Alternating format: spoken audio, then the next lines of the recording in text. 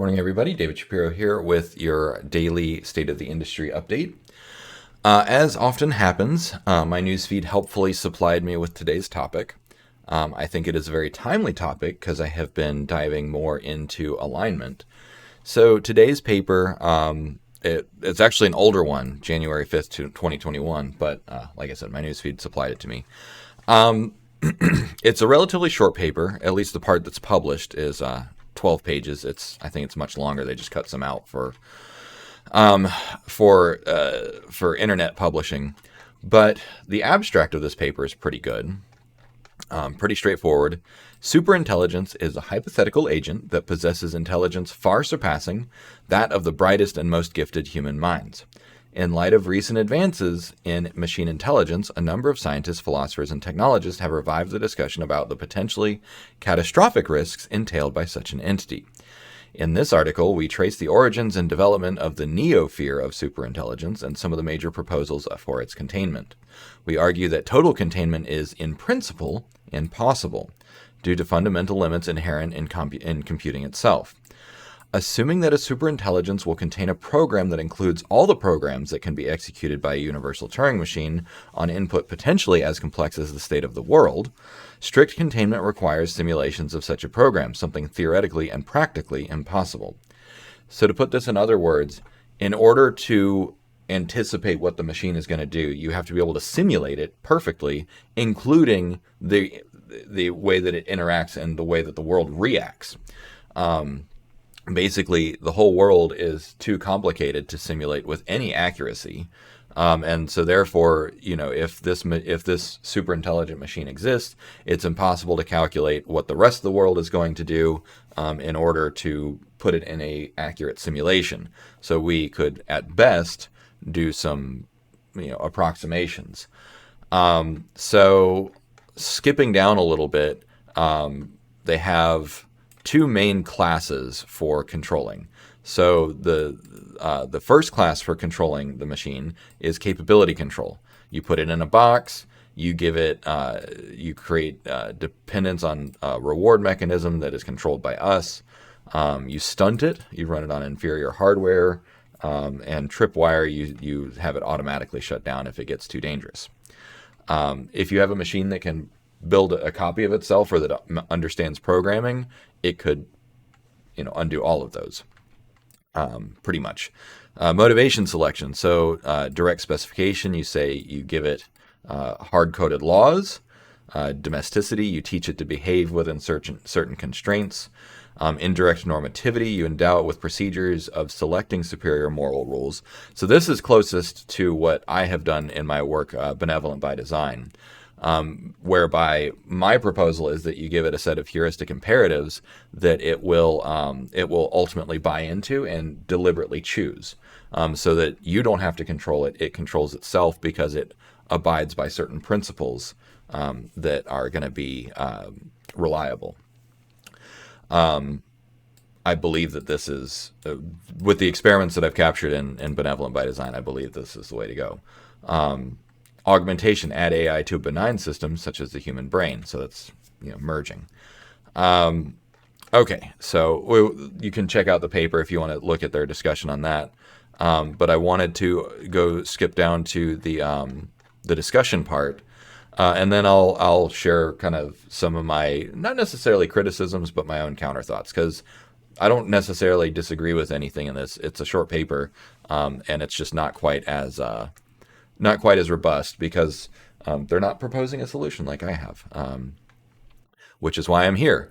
Okay, so today we run billions of computer programs globally on connected machines without any formal guarantee of their absolute safety. We have no way of proving that when we launch an application on our smartphones, we would not trigger a chain reaction that leads to the transmission of missile launch codes that start a nuclear war.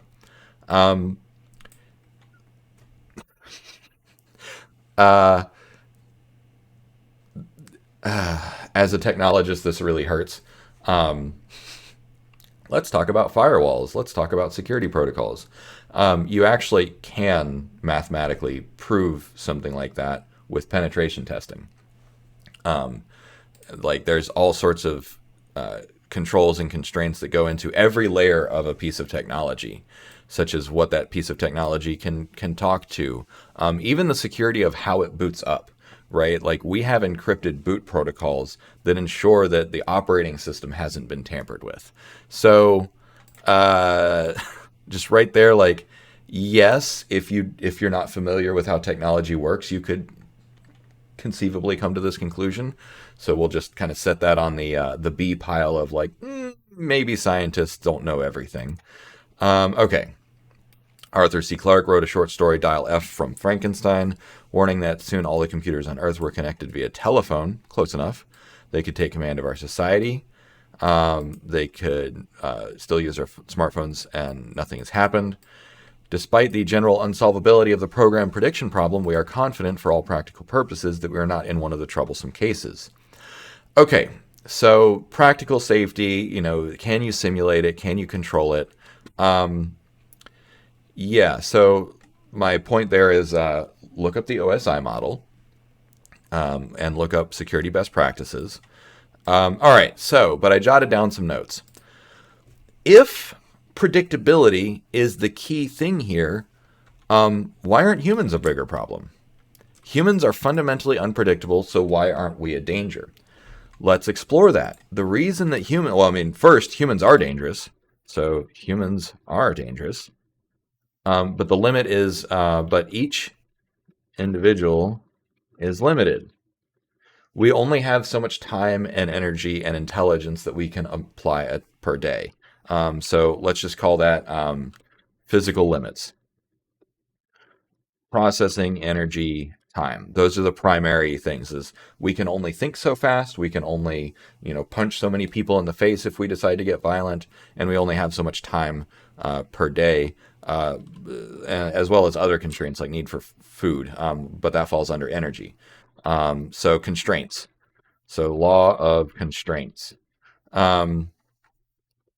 So when we look at the constraints that humans have, computers all have the same thing. Like you can program the most evil smartphone thing, but it's going to be limited because it's only got its one battery to go on, right? And it's only got its one 4G or 5G connection or Wi-Fi connection, and it's also only got a tiny little, like quad-core ARM processor or whatever.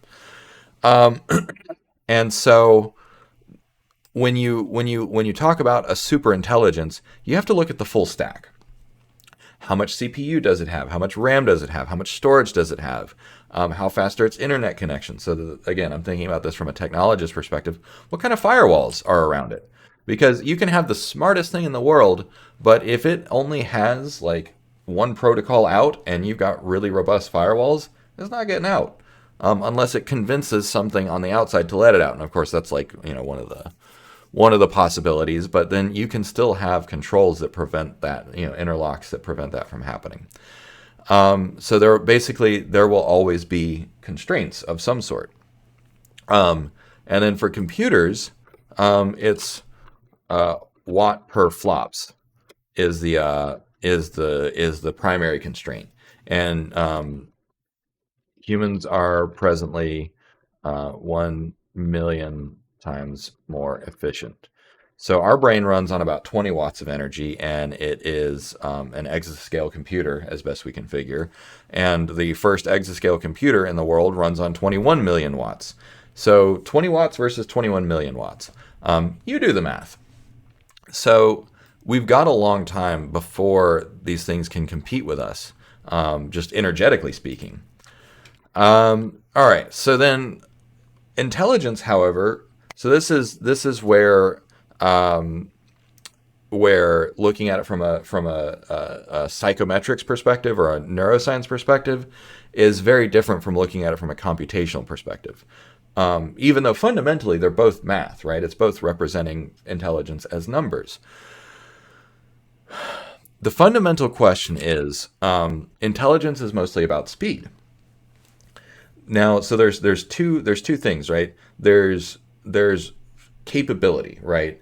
There's also speed. So can you do something? Yes or no? Like, do you know how to build a rocket? Yes or no? Or can you figure out how to build a rocket?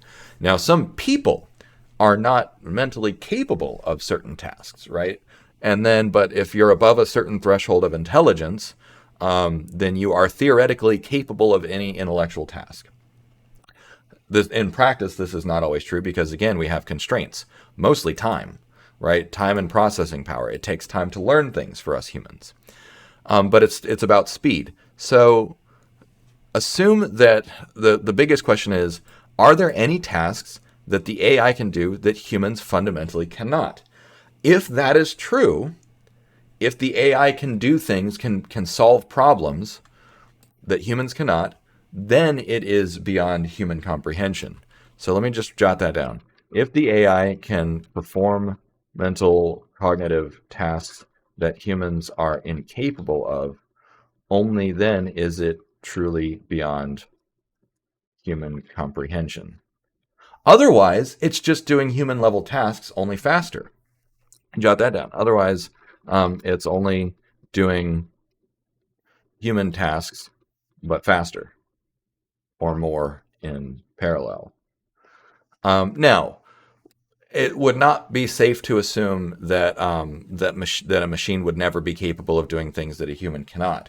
For instance, the James Webb Space Telescope. It can see the beginning of the universe because of how powerful its mirrors are to concentrate the faintest light.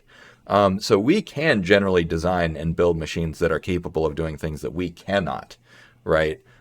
So this is not necessarily a good constraint, but it's just another thought experiment, right?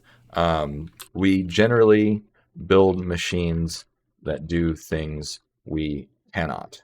Now, but then you think of like, okay, what about a dump truck, right? A dump truck is a super powerful machine. It can pick up, the largest dump trucks can carry 1,000 tons at a time. And humans cannot do that individually. But then you look at the megaliths that we have moved with, log rollers and ropes and rafts and sleds. And even then, generally, the most powerful machines in the world are just amplifying ordinary human capabilities. Ditto with, spreadsheets, right? Spreadsheets were originally done by hand, right? By bankers and statisticians. So, you know, that's still the fundamental question: is will the machine be able to do things that we fundamentally cannot? I don't know yet. I have not yet seen anything on the open-ended side, such as like with large language models. There's nothing that they're doing that we fundamentally cannot. They just do it faster. So then, if it's about speed, can we humans outpace machine thought? If the machines cost, if they're too energetically expensive to run massively in parallel, then just collectively we can outpace the machines. So there is that. Let's see, because what we always assume happens in those nightmare scenarios is that the machine wakes up and suddenly it takes over the world before we know what's going on. Right? Those fear scenarios rely based on speed, and that's why I emphasize speed. It's all about speed, and then what are the constraints of the speed, which is primarily like watt per flops. That is the primary physical constraint on machine intelligence. Okay, then lastly, the implicit assumption of individual agency, or what we might call ego. Why do we make this assumption? We cannot help but anthropomorphize the machine. So this is going to take a little bit more explaining, but basically, we humans are so used to thinking of intelligent entities like ourselves that they fundamentally have a finite sense of self, just like us, that they think in terms of I and me, and this is what I want, and this is what I'm going to do. So my very next video is going to be an experiment where I test this. I test different agent models. Can we produce a machine that has a fundamentally different kind of agency, or a fundamentally different kind of ego, or what I call an agent model? So this is an agent model, which is an information system about the entity. So the information system about the entity, what I mean by that is like, I know that I am a human with 2 hands, 2 feet, and a brain. I generally know what I know and what I'm capable of. And I also generally know what I'm not capable of, right? Like I can't jump over my house. That's part of my agent model. So to make it a little bit more specific, a self-referential information system about the entity. Um, so like what kinds of agent models are possible? Do they have to be I? Um, Anyways, so I just wanted to set the stage. My very next video will be about testing agent models and seeing how that affects the way that how that affects alignment. Now, before I let you go, there is one other thing that I wanted to show you, and this is much more recent. So, 36 alarming automation and job statistics. Are robots and here, let's go away. Machines and AI coming for your job? So this is more recent, and it's from Zippia. You know, take it with a grain of salt. Um, since 2000, at least 260,000 jobs have been lost in the U.S. due to automation. So 2% of the country's manufacturing workforce, and they are only increasing exponentially. Again, take it with a grain of salt. Automation is also predicted to create 58 million new jobs, though automation could eliminate in the result of 73 million jobs. So we're the yield curves, to borrow a finance term, have inverted, where yes, automation is creating new jobs, but it's creating automation and AI are creating fewer new jobs than it's creating. So a net loss of 15 million jobs, that's a lot. So the reason that I bring this up is because my State of the Industry video yesterday, there was an article about how AI art is disrupting that industry. And it's not just from an artistic perspective. There are countless graphic artists that, you know, could very soon be facing job loss or job change. And, you know, if the net change is that a quarter, you know, like, yes, there are some new jobs because now there's going to be new jobs of people like, you know, content creators and marketers and whoever just using these tools. Great, new jobs. But then how many people are going to lose their job in the meantime? And if they have, like, if they're not able to retrain, or if the net change is fewer jobs, then that means some people will, by definition, mathematically be permanently excluded from the job market. And so because of that, I went and looked up some statistics just to see, like, you know, is this true? You know, again, take it with a grain of salt. But so my work with AutoMuse, I had some breakthroughs yesterday, and I realized that I am very close to writing novel-length fiction that's going to be pretty coherent, and then and there's a few other things that I don't even want to say out loud because of these breakthroughs, and I don't want to put novelists or editors out of work. Just because you can do something doesn't mean you should. And I think about, like, I would lose all my friends if I did that. If I created a tool, if I finished AutoMuse and it can just churn out novels, decent enough novels, all of my best friends are writers, and some of them are aspiring to do it full time. And if I am capable of it, then I know that someone else is going to be capable of it before too long. But, you know, I'm ahead of the curve. So basically, I'm going to put a pause on my AutoMuse work. That's the short version. I'm going to keep doing it privately, just to see what is possible. But yeah, like, I don't want to put people out of work. Like, what's the point, right? Why are we here? Like, I understand that the point of capitalism and neoliberalism is to generate more efficiency, provide goods and services more efficiently. But at the same time, we are facing potentially very disruptive, and disruptive is a very soft word for painful. Major economic disruptions are painful, Like people lose their jobs, people lose their homes, people go hungry, people forego major life decisions. So like disruption is a euphemism, right? And so I realized that I am now in a place where I need to be careful with what I release. And it also made me wonder if OpenAI deliberately crippled DALL-E so that it does not produce fine art level generations, so that it would be less disruptive. I don't know. Like that's a discussion that they would have had internally, and they probably wouldn't have published it. But someone did tell me that they deliberately crippled faces, and they did it on ostensibly for safety, right? Where eyes and mouths usually look a little bit weird on DALL-E generations. And I wonder if they did that not just for safety, but out of a sense of ethics, like to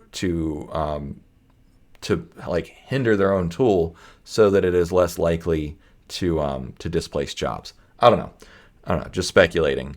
But that's where I'm at. So that's the state of the industry update for this morning. Thanks for watching. Like and subscribe, and consider supporting me on Patreon.